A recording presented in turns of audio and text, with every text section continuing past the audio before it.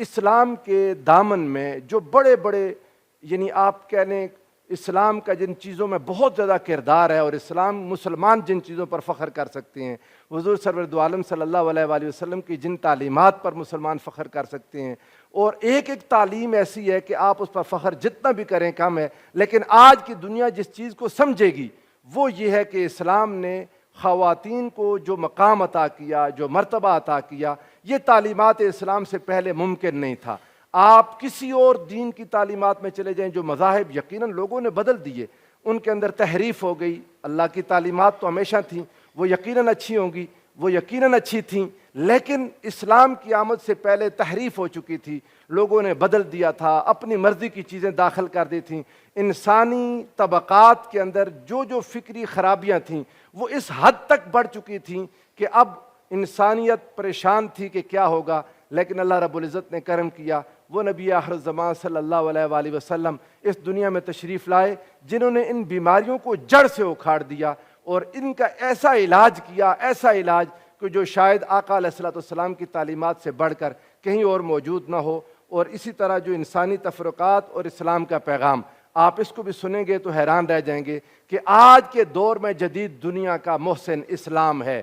صرف ہم نے دنیا کو بتانا ہے، بطور مسلم ہم نے عمل کرنا ہے، ہم نے اس چیز کو بتانا ہے کہ خواتین جو دنیا نے ان کو کیا کچھ نہیں کہہ دیا تھا۔ کوئی یہ سمجھتا تھا کہ عورت کے اندر روح نہیں ہوتی، کسی نے یہ کہہ دیا کہ یہ جہنم کی طرف کھلنے والا ایک دروازہ ہے، کسی نے کہہ دیا یہ اوریجنل سن، یہ بنیادی گناہ ہے جو عورت ہے۔ پتہ نہیں کیا کچھ دنیا نے خواتین کے بارے میں کہہ دیا، ایک لمحے کے لیے نہیں سوچا یہی عورت ہماری ماں ہے، یہی عورت ہماری بیوی، ہماری بیٹی، ہماری بہن۔ کتنے عظیم رشتے تھے جن کو انسانی دماغ سوچ نہیں رہا تھا۔ حضور سرور دو عالم صلی اللہ علیہ وآلہ وسلم نے کیا کیا؟ آقا علیہ السلام نے اس قعر مذلت سے عورت کو اٹھا کر عزت کی اوج ثریا تک پہنچا دیا اور اتنی بلندی عطا کی کہ اس کے قدموں کے نیچے ماں کی صورت میں، اس کے قدموں کے نیچے اولاد کی جنت رکھ دی۔ فرمایا تم جس بھی درجے پر ہو، جو تمہارا مقام، جو تمہارا رتبہ ہے، ایک بات یاد رکھو، جنت تمہیں ماں کے قدموں کے نیچے سے ملے گی۔ حضور سرور دو عالم صلی اللہ علیہ وآلہ وسلم کی ان ساری تعلیمات کے باوجود ہم آج کے دور میں بھی دیکھتے ہیں مسائل ہیں، کہیں کوئی تیزاب پھینک رہا ہے، آگے دیکھے تو خاتون، کوئی کہتا ہے کہ اس کا ناک کاٹ دیا، کان کاٹ دیے، ظلم ہو گیا، تشدد ہو گیا، پتہ نہیں کیا کیا صورتیں ہیں۔ آج آپ کے سامنے ہم ڈسکس کریں گے کہ خواتین پر تشدد کی صورتیں، خواتین کو ذہنی طور پر پریشان کرنا، نفسیاتی طور پر پریشان کرنا۔ ہر روز رپورٹ آتی ہے کہ 1 منٹ کے بعد وہاں ریپ کے کیسز ہو گئے، فلاں ہو گیا۔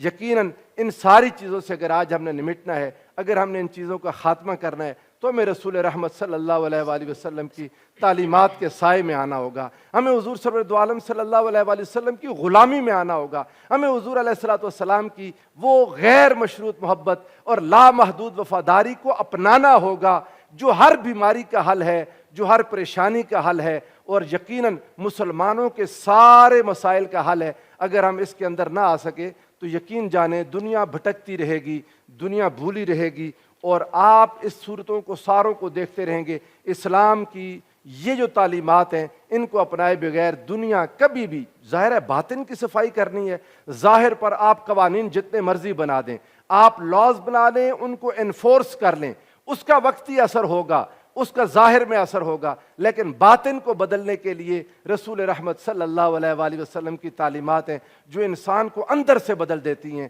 جو چیز ہم قوانین کے ذریعے اچیو کرنا چاہتے ہیں، وہ آقا علیہ السلام کی تعلیمات انسان کو دل سے اس چیز پر لے آتی ہیں جس کا تصور قوانین اور ان کے انفورسمنٹ کر بھی نہیں سکتی۔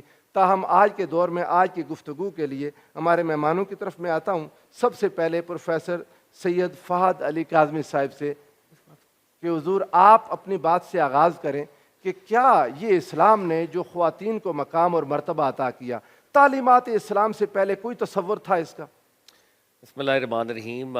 تھینکس الاٹ پروفیسر ناصر صاحب، بہت ہی آپ نے جامع انٹرو ارشاد فرمائی، اور ویسے میرا دل کر رہا تھا کیونکہ آج انٹرنیشنل ویمن ڈے ہے تو میری بہنیں جو بیٹھی ہیں ان سے گفتگو کا آغاز ہوتا ہے، کریں گی انشاءاللہ، جی وہ بالکل، انتہا نقطۂ کمال تک مجھے ہے گفتگو کو لے اندازہ کے جائیں گی۔ جی جی، تو آپ آغاز کرتے ہیں، انتہا ہماری بہنیں کریں گی۔ جی بالکل، بے شک۔ تو آپا نورید فاطمہ کے ہوتے ہوئے، ڈاکٹر عفاف صاحبہ کے ہوتے ہوئے، میرا خیال ہے ان کا، لیکن جیسے آپ فرما رہے ہیں یہ بات بھی بالکل مناسب ہے، اس میں کوئی شک نہیں ہے کہ پروفٹ صلی اللہ علیہ وآلہ وسلم سے بڑا ایڈوکیٹ آف ہیومن رائٹس اس کائنات میں کوئی دوسرا نہیں ہے. ان سے بڑا ایڈوکیٹ آف ویمن رائٹس واہ. اس کائنات میں کوئی دوسرا نہیں ہے. بے شک. اور یہ بات 100% فیکٹ بیسڈ ہے. یعنی اس لیے نہیں یہ کوئی ریٹوریکل جملہ نہیں ہے, یہ کوئی سلوگن چانٹنگ نہیں ہے کہ میں مسلمان ہوں تو میں محبت کے اندر سرکار دو عالم کی بات کر رہا ہوں. یہ فیکچول بات ہے. یہ بات سمجھانے والی شاہ جی ایبسلیوٹلی دنیا کے سامنے. بے شک. حضرات انبیاء بالعموم, حضرات انبیاء بالعموم اور ذات سرکار دو عالم بالخصوص. سبحان اللہ. ہماری مذہبی روایت میں خاتون کا جو مرتبہ اور مقام ہے وہ بالکل جدا ہے. آپ نے اوریجنل سن کی بات کی. جی جی. آج کی کرسچینٹی اس کے اوپر کھڑی ہے. ہاں کرسچینٹی نے یہ کہا کہ مطلب میں اس کو صرف اشارتاً بات کر رہا ہوں سمجھانے کے لیے کہ آدم اور ایو, آدم اور حوا کا جو معاملہ ہوا تو بی بی حوا نے اکسایا نعوذ باللہ حضرت آدم علیہ السلام کو فروٹ کھانے پہ, اور وہ جو گندم یا سیب ان کی روایت میں جو بھی تھا, جو بھی پھل تھا وہ کھایا گیا تو ہم جنت سے نکل گئے. استغفر اللہ. تو نعوذ باللہ کیٹلسٹ کون ہے؟ ذمہ دار بنا دیا. ذمہ دار بنا دیا خاتون کو. ہاں. اسلامی روایت میں اب آپ دیکھیں شاہ جی, آپ کی بات کٹ رہی ہے, لیکن جہاں پر یہ تصور ہوگا, اگر کوئی سمجھے گا کہ اتنی بڑی نعمت جس کی وجہ سے چھن گئی, باقی جو مرضی تعلیمات دیتے رہیں, جب تک یہ بیماری اندر سے نہیں نکلے گی کوئی علاج ہو سکتا ہے؟ بے شک ایبسلیوٹلی. دیکھیں نا کہ نیریٹو کتنا خوفناک ہے ہاں جس پہ مذہبی روایت کھڑی کر دی. ہاں. اور یہ نیریٹو اتنا خوفناک ہے کہ ان کو پھر آگے جا کے یہ کہنا پڑ گیا کہ جناب مسیح کو ان کے عقیدے کے تحت مصلوب ہونا پڑا اس اوریجنل سن کی پاداش اور کفارے میں.